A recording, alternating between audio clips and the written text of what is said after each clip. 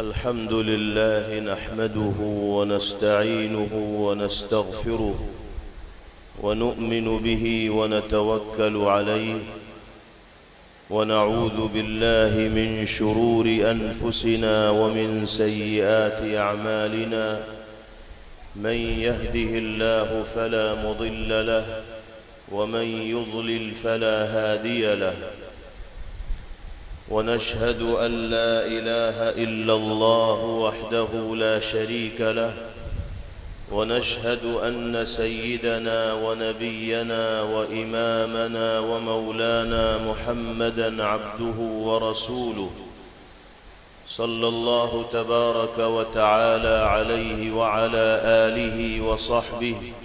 وبارك وسلم تسليمًا كثيرًا كثيرًا. أما بعد، فعن أبي ذر رضي الله تعالى عنه عن النبي صلى الله عليه وسلم قيل: أي الأعمال خير؟ قال: إيمان بالله وجهاد في سبيله. قيل: فأي الرقاب أفضل؟ قال: أغلاها ثمناً وأنفسها عند مالكها. قال: أفرأيت إن لم أستطع بعض العمل؟ قال: فتعين ضايعاً أو تصنع لأخرق. قال: أفرأيت إن ضعفت؟ قال: تدع الناس من الشر فإنها صدقة تصدق بها على نفسك، أو كما قال صلى الله عليه وسلم. ہم سب کے مخدوم و محترم اور اس قدیم بافیض دینی درسگاہ کے روح رواں صدر اجلاس حضرت اقدس مولانا قاری شوکت علی صاحب دامت برکاتہم العالیہ یہاں تشریف فرما،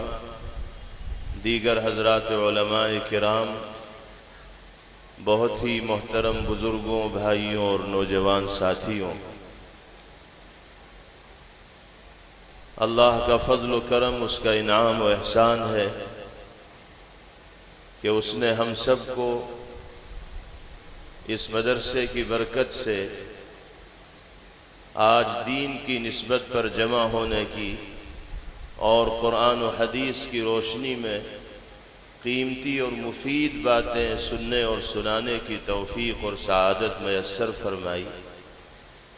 اللہ تعالی ہم سب کے اس اجتماع کو اور مل بیٹھنے کو اپنی بارگاہ میں شرف قبول نصیب فرمائے، اور جو قرآنی اور نبوی پیغامات اس موقع پر حضرات علماء کرام کی زبانی ہمارے سامنے آئیں، باری تعالی ہم سب کو ان پر عمل کی دولت سے بھی بہرور فرمائے۔ میرے بھائیوں، بزرگوں، یہ ایک حقیقت ہے کہ انسان کو جس میدان میں دلچسپی ہوتی ہے وہ اس میں آگے بڑھنے کی فکر و کوشش کرتا ہے۔ عمومی طور پر انسانوں میں اس فطرت کا مشاہدہ ہوتا ہے۔ کسی کو اگر کاروبار و تجارت میں دلچسپی ہے تو وہ رات دن یہی سوچے گا کہ میں کاروبار کیسے بڑھاؤں، تجارت کی بلندیوں کو کیسے چھوں، آمدنی کے ذرائع اپنے لیے زیادہ سے زیادہ کس طرح پیدا کروں۔ کسی کو کاشتکاری، کھیتی اور باغبانی میں دلچسپی ہوگی تو وہ اسی میدان میں آگے بڑھنے کی فکر و کوشش کرے گا۔ اچھے سے اچھے اور نئے سے نئے بیج خرید کر لائے گا، اچھی پیداوار اگانا چاہے گا، رات دن ایک کر کے اپنے کھیت کی نگرانی اور نگہداشت کرے گا تاکہ بہتر سے بہتر نتیجہ اس کے ہاتھ آ سکے اور اس میدان میں ترقیوں کے منازل وہ طے کر سکے۔ کسی کو پڑھنے پڑھانے میں دلچسپی ہوتی ہے تو وہ تعلیم و تعلم کے میدان میں ایک دوسرے سے آگے بڑھنے کی فکر کرتا ہے، پھر وہ اپنا اوڑھنا بچھونا پڑھنا پڑھانا بنا لیتا ہے۔ دیر رات تک آپ اس کو مطالعہ کرتے ہوئے دیکھیں گے، پڑھتے ہوئے دیکھیں گے، وہ کتابوں کا کیڑا بن جاتا ہے۔ اللہ تعالی کسی بھی میدان میں محنت کرنے والے کی محنت کو ضائع نہیں فرماتے، رائگاں نہیں فرماتے۔ یہ اللہ کا نظام ہے کہ جو محنت کرتا ہے اس کو محنت کا پھل مل کر رہتا ہے۔ خلاصہ یہ ہے کہ انسان کی دلچسپی کا جو میدان ہوتا ہے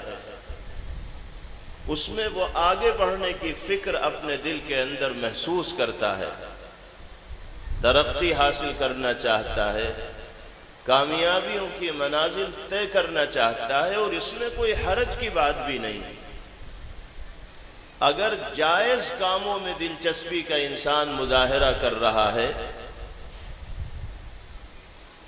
اور اس میدان میں کامیابیاں حاصل کرنے کے لیے وہ جد و جہد اور محنت کر رہا ہے تو شرعی اعتبار سے اس میں حرج کی کوئی بات نہیں۔ البتہ اتنی بات ضرور ہے کہ اس کو شرعی اصول و قوانین کی پاسداری کرنی ہوگی، قرآن و سنت کے دائرے میں رہتے ہوئے زندگی گزارنی ہوگی۔ کاروبار اور تجارت کے میدان میں اگر وہ خوب آگے بڑھنا چاہتا ہے تو اس کا مطلب یہ نہیں ہے کہ نماز روزے اور دینی ذمہ داریوں کو چھوڑ کر بس کاروبار ہی میں لگا رہے، تجارت ہی میں لگا رہے، نوٹوں کی گنتی میں لگا رہے، سامان کی فروختگی ہی میں لگا رہے۔ اگر کاروبار و تجارت کو شریعت میں اس کے لیے جائز قرار دیا گیا ہے، مستحسن قرار دیا گیا ہے، تو اس کا مطلب یہ نہیں ہے کہ وہ دینی ذمہ داریوں کی انجام دہی سے غافل ہو۔ مومن و مسلمان ہونے کی حیثیت سے جو فرائض و واجبات ہمارے ذمہ عائد ہوتے ہیں اور جن چیزوں سے بچنا ہمارے لیے ضروری ہوتا ہے، ان فرائض و واجبات کو ادا کرتے ہوئے، محرمات سے بچتے ہوئے، جائز کاموں میں اگر ہم دلچسپی کا مظاہرہ کریں اور ان میدانوں میں آگے بڑھنے کی فکر اپنے دل کے اندر پیدا کریں تو اس میں شرعی اعتبار سے کوئی حرج نہیں۔ اللہ کے حبیب صلی اللہ تعالی علیہ وسلم نے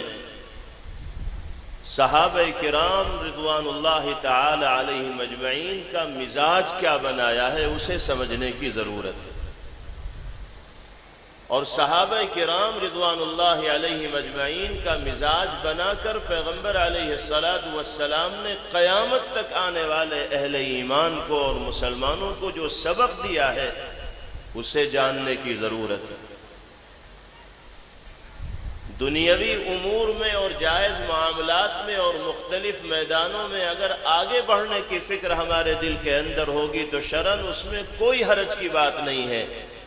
لیکن نبی کریم علیہ السلام نے صحابہ کرام رضوان اللہ علیہم اجمعین کا مزاج یہ بنایا ہے کہ دینی معاملات میں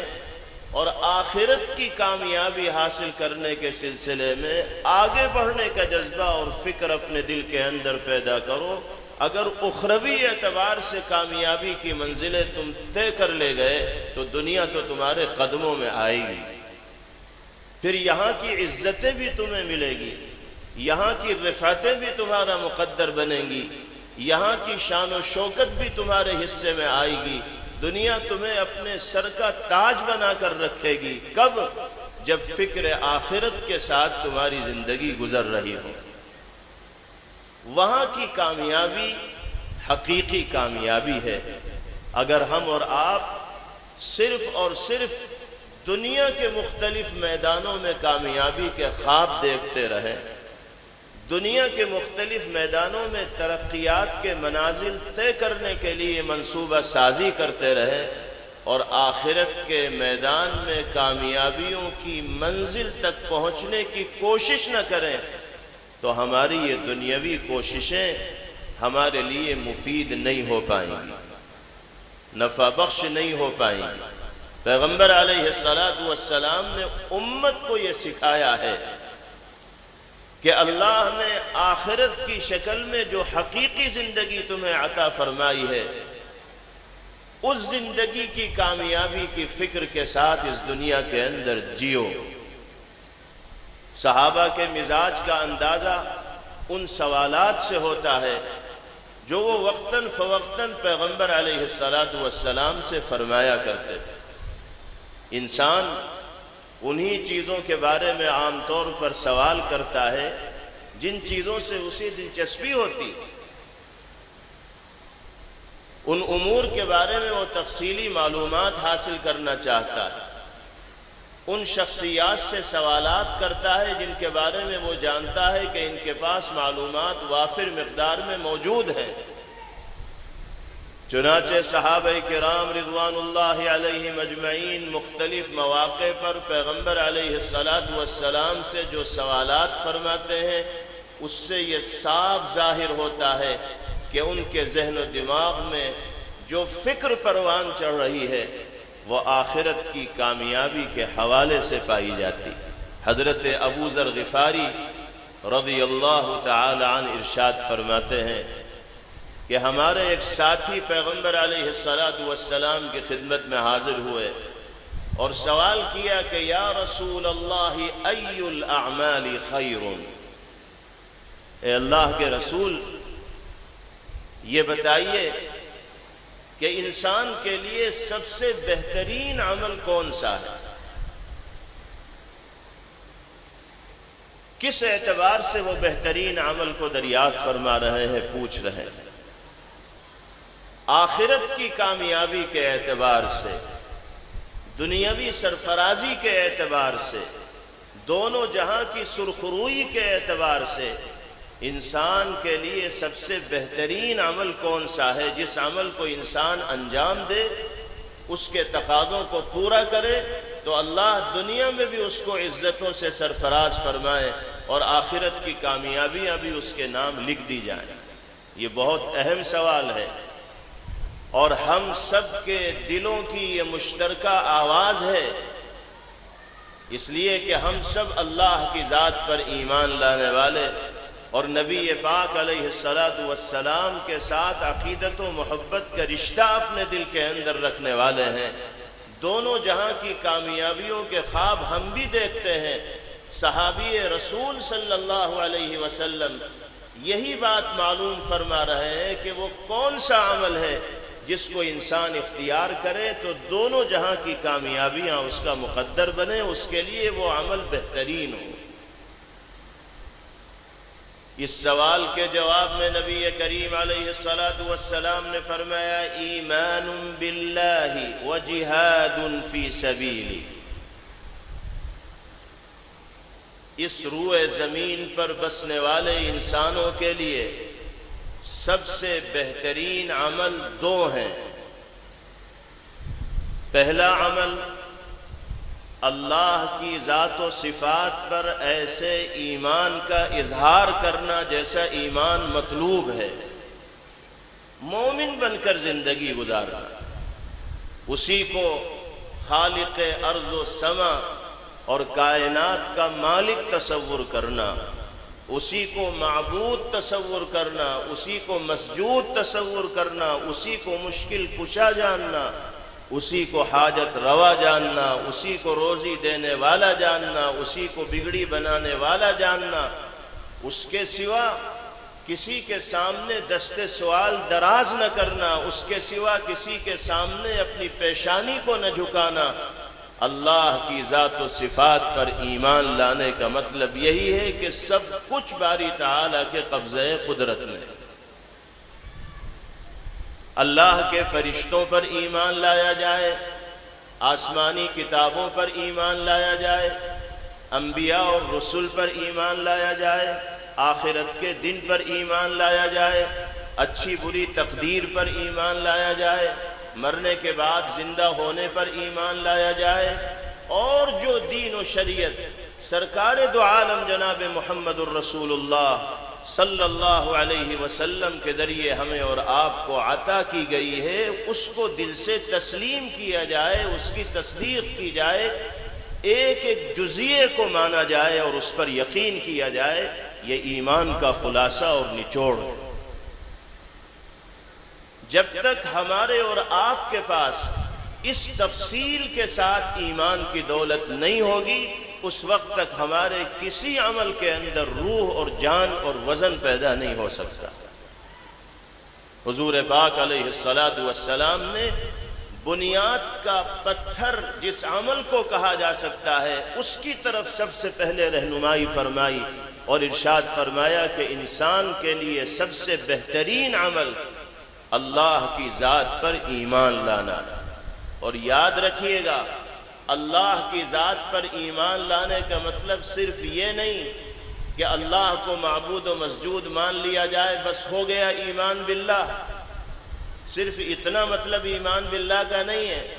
بلکہ ایمان باللہ کا مطلب ان تمام تفصیلات کے ساتھ اللہ کی ذات پر ایمان لانا جن کا تذکرہ ابھی آپ کے سامنے کیا گیا۔ جنت و جہنم کے وجود پر بھی ایمان لانا ہوگا، عذاب قبر پر بھی ایمان لانا ہوگا، روز محشر پر بھی ایمان لانا ہوگا، دین کے وہ تمام امور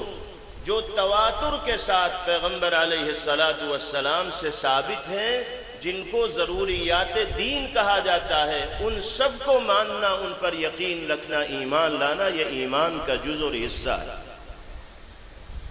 یہ تفصیلی وضاحت آپ کے سامنے اس لیے کرنے کی ضرورت پیش آ رہی ہے کہ آج کا دور فتنوں سے بھرا دور ہے۔ مختلف طرح کے فتنوں سے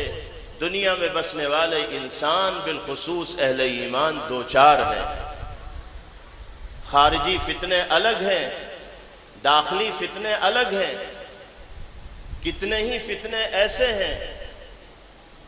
جو اسلامی شکل میں ہمارے سامنے آتے ہیں، کتنے ہی افکار و نظریات ایسے ہیں جو بظاہر ہمیں مسلمانوں کے محسوس ہوتے ہیں، لیکن حقیقت میں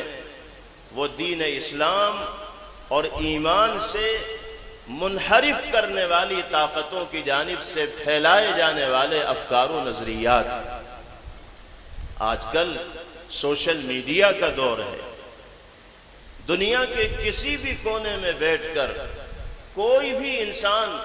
اپنے افکار و نظریات کو ساری دنیا کے اندر عام کر دیتا ہے، چاہے اس کی بستی میں اس کو جاننے والا ایک آدمی بھی نہ ہو، ضلع میں اس کی ماننے والا ایک آدمی بھی نہ ہو، لیکن بند کمرے میں بیٹھ کر وہ اپنا بیان ریکارڈ کراتا ہے اور سوشل میڈیا پر یوٹیوب پر اس کو اپلوڈ کرتا ہے۔ دنیا کے لوگ اس کو سنتے ہیں اور بہت سے لوگوں کے خالی دماغوں میں اس کی زہر انگیز باتیں بیٹھ جاتی ہیں اور وہ مغالطہ دینے میں کامیاب ہو جاتا ہے۔ اسی سوشل میڈیا کے ذریعے ایک بڑی جماعت اسی کے ہم خیال لوگوں کی تیار ہو جاتی ہے۔ ہمارے نوجوانوں کو، ایمان والے بھائیوں کو اس طرح کی فتنہ پرور طاقتوں کے سلسلے میں بہت حساس ہونا چاہیے اور کسی بھی چرب زبانی کا مظاہرہ کرنے والے شخص سے ہرگز متاثر نہ ہونا چاہیے۔ سوشل میڈیا کے ذریعے اپنے افکار و نظریات عام کرنے والے لوگوں کی فکروں کو کبھی بھی قبول کرنے میں جلدی نہ کرنی چاہیے، بلکہ معتبر علماء سے رابطہ کرنے کے بعد جب تک تحقیق نہ ہو جائے اس وقت تک کسی کی بات کو فوراً نہ ماننا چاہیے۔ آج آپ اگر سروے کریں گے تو اپنے سماج میں، اپنی برادری میں، اپنی بستیوں میں اپنے بھائیوں میں اور رشتہ داروں میں ایسے بہت سے نوجوان آپ کو مل جائیں گے جو کہنے کو مسلمان ہیں، اسلامی گھرانے میں پیدا ہوئے ہیں، نام ان کا اسلامی ہے، مسلمانوں جیسے اعمال بھی کرتے ہیں، لیکن سچائی یہ ہے کہ وہ عذاب قبر کا انکار کرتے ہیں، وہ جنت کا انکار کرتے ہیں، وہ جہنم کا انکار کرتے ہیں، اپنے ساتھیوں سے بحث و مباحثہ کرتے ہیں اور کہتے ہیں کہ یہ خامخواہ کی باتیں ہیں کہ قبر میں جانے کے بعد انسان کو سوال و جواب کا سامنا کرنا پڑے گا۔ جب جسم بے جان ہو گیا اور وہ مٹی کی غذا بن گیا، کیڑے اس کے اندر پیدا ہو گئے، تو کون اس کو زندہ کرے کہ اس سے سوال و جواب کرے؟ اس طرح کی باتیں لوگوں کے دلوں میں بٹھائی جاتی ہیں اور لوگوں کو اس پر آمادہ کیا جاتا ہے کہ زندگی بس دنیا کی زندگی ہے، اس کے بعد انسان کے ساتھ کچھ ہونے والا نہیں۔ جنت کا انکار کرتے ہیں، جہنم کا انکار کرتے ہیں، روز حشر کا انکار کرتے ہیں۔ یاد رکھیے یہ تمام کی تمام چیزیں وہ ہیں جو قرآن و سنت سے ثابت ہیں، پیغمبر علیہ السلام سے تواتر کے ذریعے ان کا ثبوت ہے، ضروریات دین میں ان کا شمار ہے۔ اگر کوئی شخص اپنے کو مسلمان کہے اور اس طرح کی چیزوں میں سے کسی ایک کا بھی منکر ہو تو وہ دائرہ اسلام سے خارج ہو جائے گا۔ جب تک وہ اثر نو توبہ نہ کر لے، کلمہ نہ پڑھ لے، تجدید ایمان نہ کر لے، اس وقت تک وہ مسلمانوں کے زمرے میں شامل نہیں ہو سکتا۔ اسے ہلکے میں مت لیجئے گا اور اس طرح کے افکار و خیالات سے قطعاً متاثر نہ ہوگے۔ جناب رسول اللہ صلی اللہ تعالی علیہ وسلم عام طور پر دعاؤں میں عذاب قبر سے پناہ چاہا کرتے تھے اور صحابہ سے فرمایا کرتے تھے تعوذوا باللہ من عذاب القبر، اللہ سے پناہ چاہا کرو عذاب قبر سے۔ اگر عذاب قبر کی کوئی حیثیت نہ ہوتی، عذاب قبر میں کوئی صداقت و سچائی نہ ہوتی اور قبر میں پیش آنے والے معاملات کی کوئی حقیقت نہ ہوتی تو نبی کریم علیہ السلام امت کو یہ تلقین کیوں فرماتے کہ قبر کے عذاب سے پناہ چاہا کر؟ میرے آقا جنت کا سوال کیا کرتے تھے اور جہنم سے پناہ چاہا کرتے تھے اور صحابہ سے فرماتے تھے کہ جو شخص دن میں 3 مرتبہ اللہ سے جنت کا سوال کرتا ہے، من سأل اللہ الجنت 3 مرار، تو جنت اللہ سے کہتی ہے کہ اللہ اس بندے کو آپ جنت میں داخل فرما دیجئے، میں اس کی شفاعت و سفارش کرتی ہوں۔ 3 مرتبہ کسی ایمان والے نے جنت کا سوال کیا تو جنت اس کے حق میں شفیع بنے گی اور اللہ جنت کی سفارش کو رد نہیں فرمائیں گے، اس کے جنت میں داخلے کا فیصلہ ہو۔ دعا سکھلائی پیغمبر علیہ السلام نے، اللہم انی اسألک الجنہ، جنت کا سوال اللہ سے اس انداز میں کیا کرو کہ اللہ میں آپ سے جنت کا سوال کرتا ہوں، وَأَعُوذُ بِكَ مِنَ النَّارِ، اور اللہ میں آپ سے جہنم کے سلسلے میں پناہ چاہتا ہوں۔ فرمایا کہ جو 3 مرتبہ جہنم سے پناہ چاہے گا تو جہنم اللہ سے کہے گی کہ اللہ آپ اس کو مجھ سے نجات عطا فرما دیجئے، اللہ جہنم کی سفارش کو قبول فرمائے اور جہنم سے پناہ چاہنے والے کے لیے جہنم سے خلاصی کا پروانہ جاری کر دیا جائے۔ تو اگر جنت و جہنم کی کوئی حقیقت نہ ہوتی تو پیغمبر علیہ السلام جنت کا سوال کرنے کا طریقہ امت کو کیوں سکھلاتے؟ امت کو جنت کی ترغیب نبی پاک علیہ السلام کیوں دیتے؟ جہنم سے پناہ چاہنے کا طریقہ پیغمبر علیہ السلام امت کو کیوں بتاتے؟ اس لیے اچھی طرح ہم سب کو یہ بات ذہن نشین کر لینی چاہیے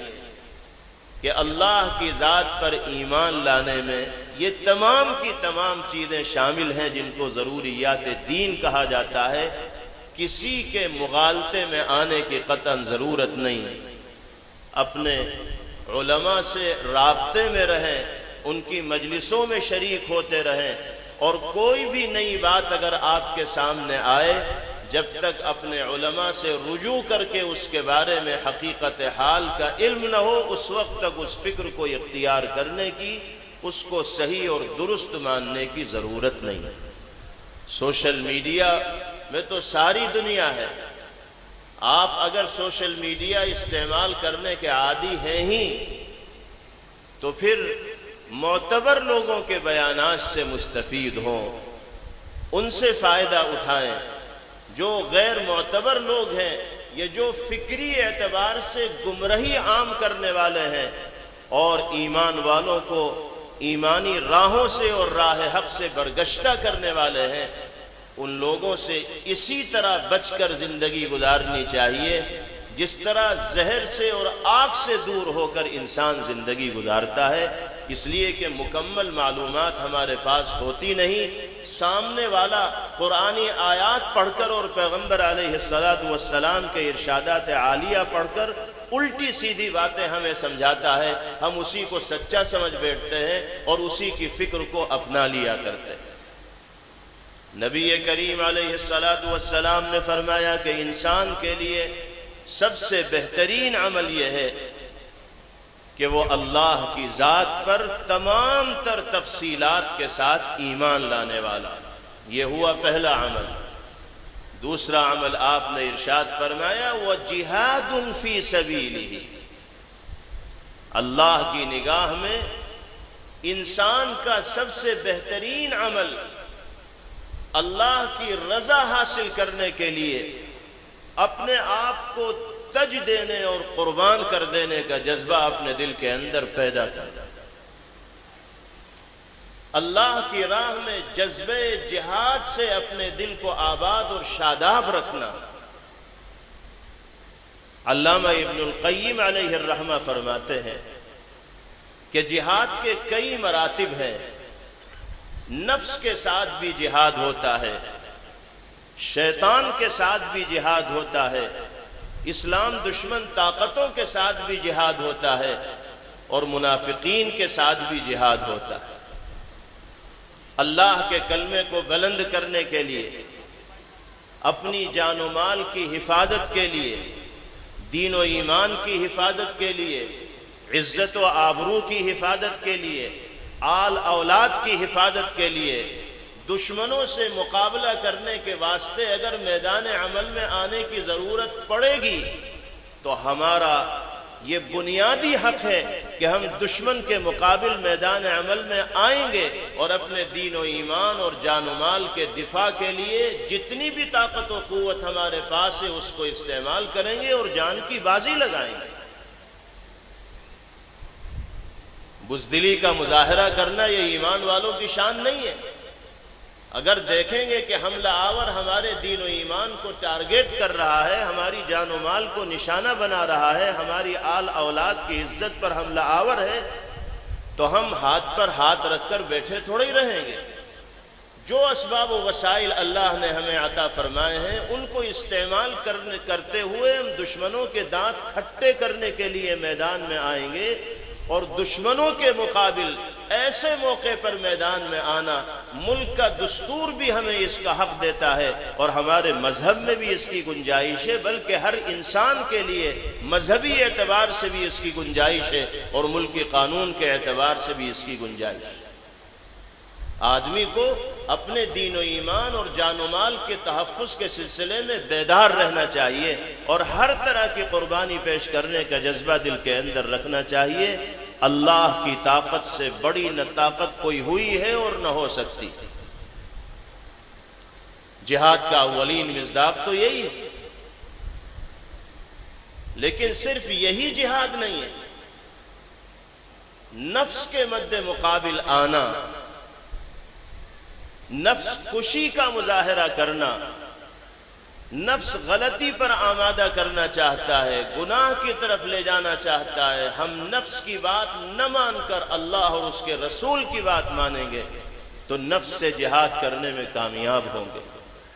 شیطان سے جہاد کرنے کی نوبت انسان کو کثرت کے ساتھ پیش آتی ہے، اس لیے کہ شیطان انسان کو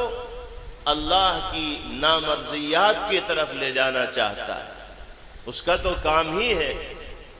کہ اللہ کے بندوں کا رشتہ اللہ سے توڑنا، جنت کی طرف چلنے والوں کو راستہ بھلا دینا اور جہنم کے راستے پہ ان کو گامزن کرا دینا، حلال سے ہٹا کر حرام کی طرف راغب کر دینا، سچائی سے ہٹا کر جھوٹ کی طرف راغب کر دینا، یہ سارے کام شیطان کے ہوتے ہیں۔ شیطان ہمارے پیچھے پڑا ہوا ہے حرام میں مشغول کرنے کے لیے، مبتلا کرنے کے لیے۔ ہم شیطان سے مقابلہ کریں اور حرام سے بچ کر حلال کو چنیں گے تو ہم شیطان سے جہاد کرنے والے ہوں گے۔ نبی کریم علیہ السلام نے فرمایا المجاہد من جاہد نفسہ، حقیقی مجاہد وہ ہے جو اپنے نفس کے ساتھ مقابلہ کر رہا ہے، نفس اس کو غلطی پر آمادہ کرنا چاہتا ہے، وہ غلطی پر نہ چل کر درستگی کی راہ کو اختیار کرتا ہے اور اللہ اور اس کی رضا اور رضوان کو حاصل کرنے کی فکر اپنے دل کے اندر پیدا کرتا ہے۔ رات میں سو گئے، فجر کی نماز کا وقت آیا، آنکھ کھل گئی، گھڑی پر نگاہ پڑی، یہ بات سمجھ میں آ گئی کہ جماعت کھڑی ہونے میں 5 منٹ رہ گئے ہیں، وضو کر کے جلدی سے مسجد جاؤں گا تو جماعت میں شرکت کا موقع مل جائے گا۔ لیکن نفس ہے جو تھپکیاں دے دے کر سلانا چاہتا ہے اور بستر سے اٹھنے نہیں دے رہا ہے۔ دل میں یہ بات آ رہی ہے کہ بس ذرا سی کروٹ لے کے 2-4 منٹ اور ذرا آرام کر لوں، پھر وضو کر کے مسجد چلا جاؤں گا۔ نفس کے چکر میں انسان پھنستا ہے اور کروٹ لے کے جب وہ سوتا ہے تو پھر پتہ چلتا ہے کہ سورج بھی نکل گیا اور آنکھ نہیں کھلی۔ ایسے موقع پر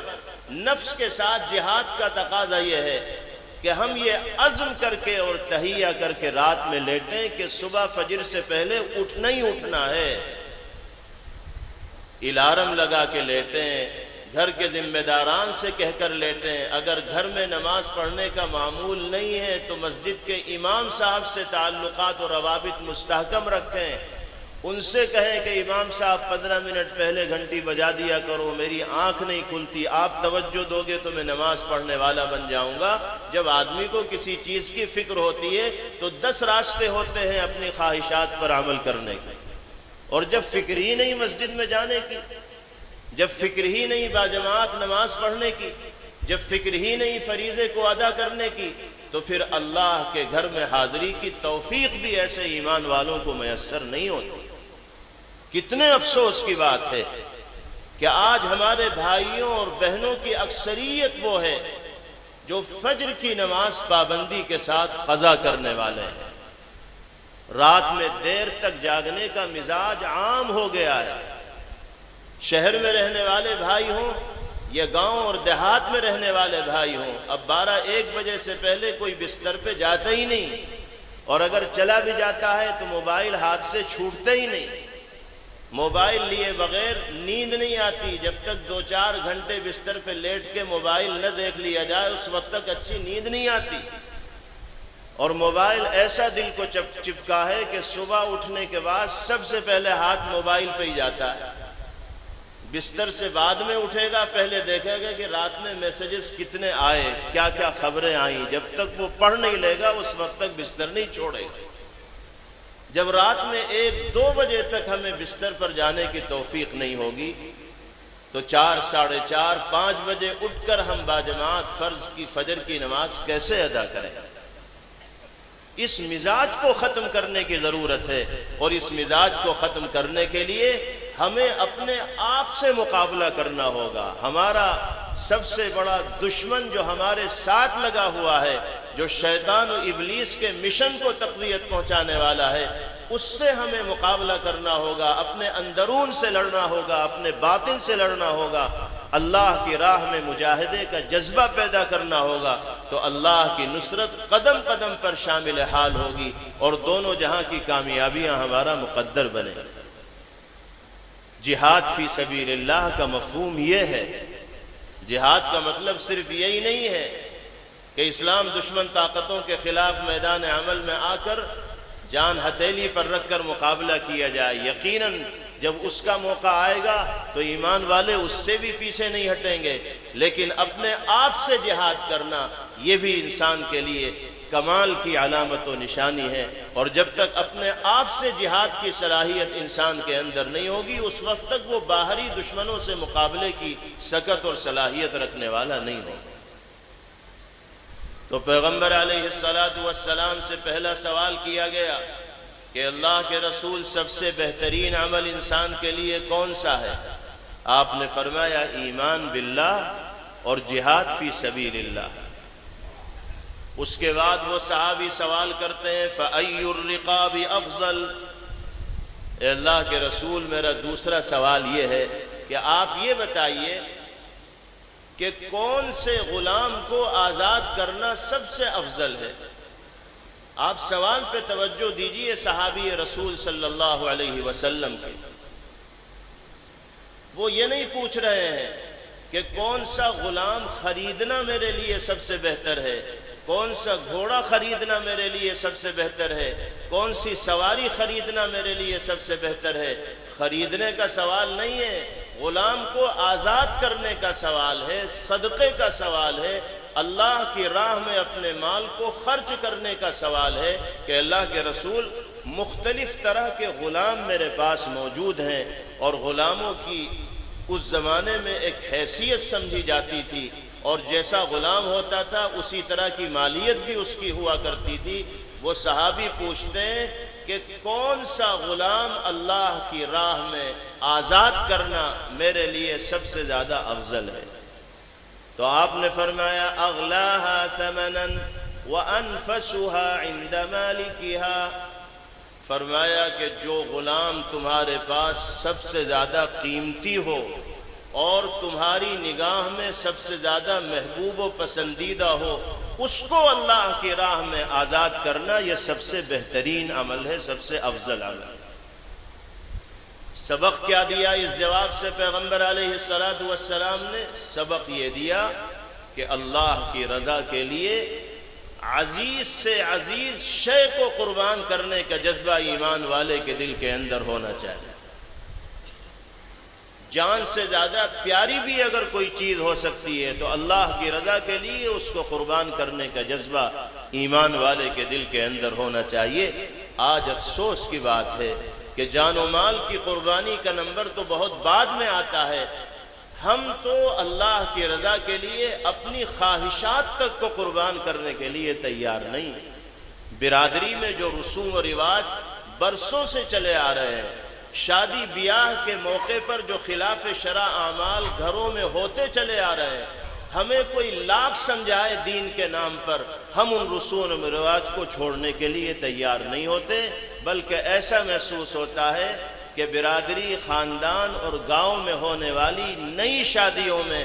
پرانی شادیوں سے زیادہ رسوم و رواج دیکھنے کو ملتی ہے۔ عجیب عجیب طرح کے رسوم و رواج ہیں۔ منگنی کی رسم الگ ہے، مہندی کی رسم الگ ہے، اپٹن کی رسم الگ ہے۔ اب وہ مہندی کی رسم جس دن ہوتی ہے تو سارے کے سارے پیلے کپڑے پہننے لگے۔ یہ ایک آفت ابھی نہیں چل پڑی ہے۔ کیا لڑکے، کیا لڑکیاں، کیا مرد، کیا عورت، کیا چھوٹے، کیا بڑے،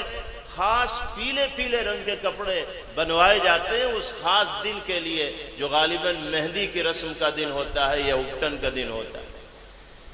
وہ گیروا رنگ جو اسلامی نقطہ نظر سے پسندیدہ بھی قرار نہیں دیا گیا، غیروں کی تہذیب نے ہمارے دماغ کو اتنا معوف کر دیا ہے کہ صحیح اور غلط کو سمجھنے کی تمیز ہمارے اندر نہیں رہ گئی۔ جس نے جو چلا دیا اسی کو ہم سینے سے لگانے کے لیے تیار ہو گئے۔ جب ہم رسوم و رواج کو اور خواہشات نفس کو اللہ کی رضا کے لیے قربان نہیں کر سکتے تو جب ضرورت پیش آئے گی تو جان کی بازی کیسے لگائیں گے؟ ضرورت پیش آئے گی تو مال کی قربانی کیسے کریں گے؟ اللہ کے حبیب صلی اللہ علیہ وسلم فرما رہے ہیں کہ سب سے بہترین صدقہ، سب سے زیادہ قیمتی اور محبوب غلام کو اللہ کی رضا کے لیے آزاد کرنا۔ قرآن پاک میں بھی یہی فرمایا گیا، لن تنالوا البر حتى تنفقوا مما تحبون، تم مکمل طور پر نیکی کو اور کمال کو اس وقت تک حاصل نہیں کر سکتے جب تک کہ اپنی محبوب اور پسندیدہ چیزوں کو اللہ کی راہ میں خرچ کرنے کا مزاج نہ بنا۔ حضرات صحابہ کرام رضوان اللہ علیہم اجمعین کا قرآنی اور نبوی تعلیمات کے حوالے سے اطاعت کا جذبہ بھی بے نظیر و بے مثال تھا۔ یہ آیت مبارکہ نازل ہوئی تو حضرت ابو طلحہ رضی اللہ تعالی عنہ نبی کریم علیہ السلام کی خدمت میں حاضر ہوئے اور عرض کیا کہ یا رسول اللہ، مدینہ منورہ میں میرا ایک باغ ہے جو بیروحاء کے نام سے معروف و مشہور ہے، اس باغ سے مجھے بہت آمدنی ہوتی ہے اور وہ باغ میرے دل کے بہت زیادہ قریب ہے، وہ باغ میرا بہت عزیز ہے، بڑا محبوب و پسندیدہ ہے۔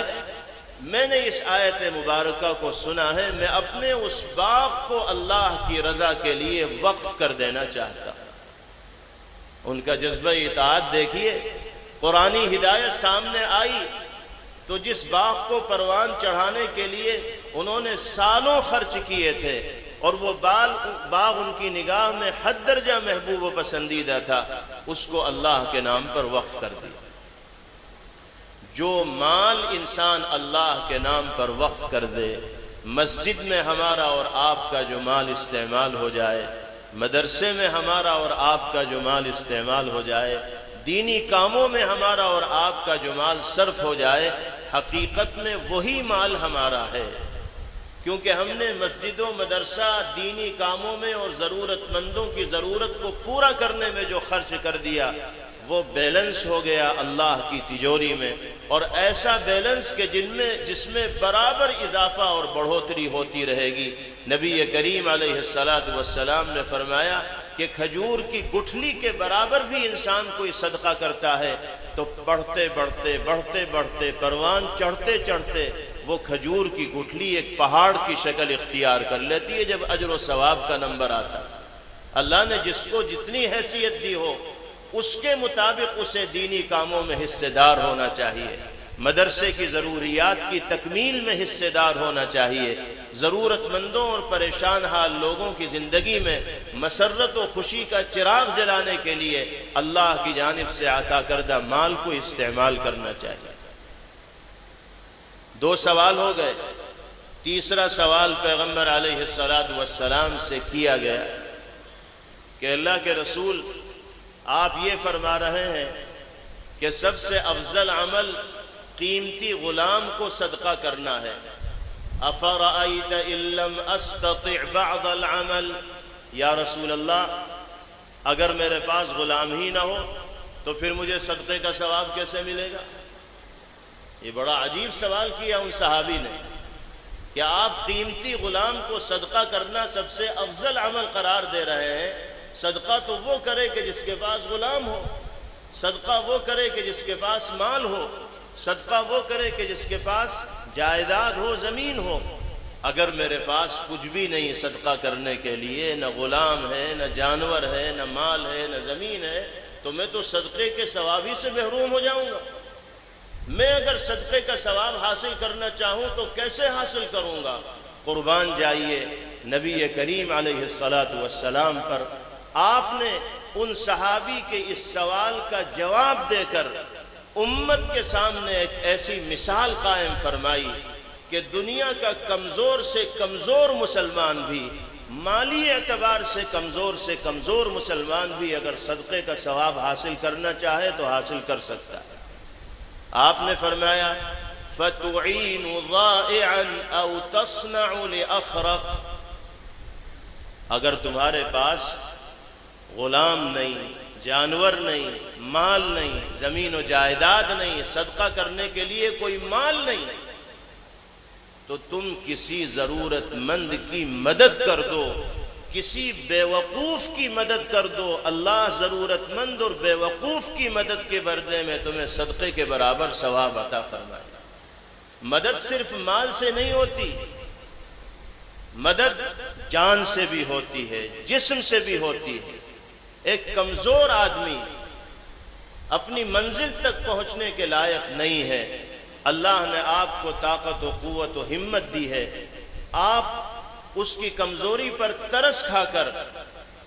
ہاتھ پکڑ کر اسے اس کی منزل تک پہنچا رہے ہیں، یا اس کے لیے سواری کا نظم کر کے اسے اس کی منزل تک پہنچا رہے ہیں، یا اس کے ساتھ جو سامان ہے، جو بوجھا ہے، اس کو اپنے کاندھے پر لاد کر اس کے ساتھ جا رہے ہیں۔ انسانی مدد کا فریضہ آپ انجام دے رہے ہیں۔ آپ ایک پائی کے بھی اگر مالک نہیں ہوں گے تو اللہ اس جسمانی مدد کے بدلے میں آپ کو وہ ثواب عطا فرمائیں گے جو ہزاروں اور لاکھوں روپے خرچ کرنے والوں کو ثواب ملتا ہے۔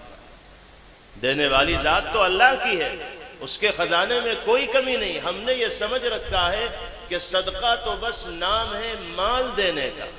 یقیناً مال کے ذریعے بھی صدقے کا ثواب ملتا ہے، لیکن مال کے علاوہ دیگر کار خیر کے ذریعے بھی انسان کو صدقے کا ثواب مل سکتا ہے۔ اب وہ صحابی ایک آخری سوال کرتے ہیں، اس کا جواب دے کر حدیث بھی مکمل ہو جائے گی اور بات بھی مکمل ہو جائے گی اور وقت بھی پورا ہو جائے گا۔ آخری سوال وہ صحابی فرماتے ہیں کہ یا رسول اللہ ان ضعفت، اے اللہ کے رسول، آپ نے پہلے میری مشکل حل کر دی تھی جب میں نے یہ کہا تھا کہ میرے پاس مال نہیں تو میں صدقے کا ثواب کیسے حاصل کروں، تو آپ نے فرما دیا تھا کسی پریشان حال کی جسمانی مدد کر دو، لیکن اگر میں اتنا کمزور ہو جاؤں کہ کسی کمزور کی مدد بھی نہ کر سکوں، دوسرے کی مدد کا میں محتاج بن جاؤں اور میں صدقے کا ثواب حاصل کرنا چاہوں تو مجھے کیسے ثواب ملے گا؟ بڑا عجیب سوال ہے۔ حضور پاک علیہ السلام نے فرمایا کہ تمہارے لیے بھی اللہ نے صدقے کا ثواب رکھا ہے، اگر تم کمزوری کے اس درجے پر پہنچتے ہو کہ کسی کی مدد نہیں کر سکتے بلکہ مدد کے محتاج بن گئے ہو، اللہ تمہیں بھی موقع دیں گے کہ تم صدقے کا ثواب حاصل کر۔ پوچھا کہ یا رسول اللہ کیسے مجھے موقع ملے گا؟ فرمایا تدع الناس من الشر فإنها صدقة تصدق بها على نفسك۔ ارشاد فرمایا میرے آقا نے کہ اپنے آپ کو لوگوں کو تکلیف دینے سے باز رکھو، اپنے آپ کو اگر لوگوں کو تکلیف دینے سے تم نے باز رکھا تو یہ ایسا صدقہ ہوگا کہ جو تم اپنی جان کے عوض اللہ کی راہ میں کرنے والے قرار دیے جاؤ گے، اور اپنے آپ کو لوگوں کے لیے مفید بنا کر دنیا میں برقرار رکھنا یہ صدقے کے برابر ثواب رکھنے والا عمل ہوگا۔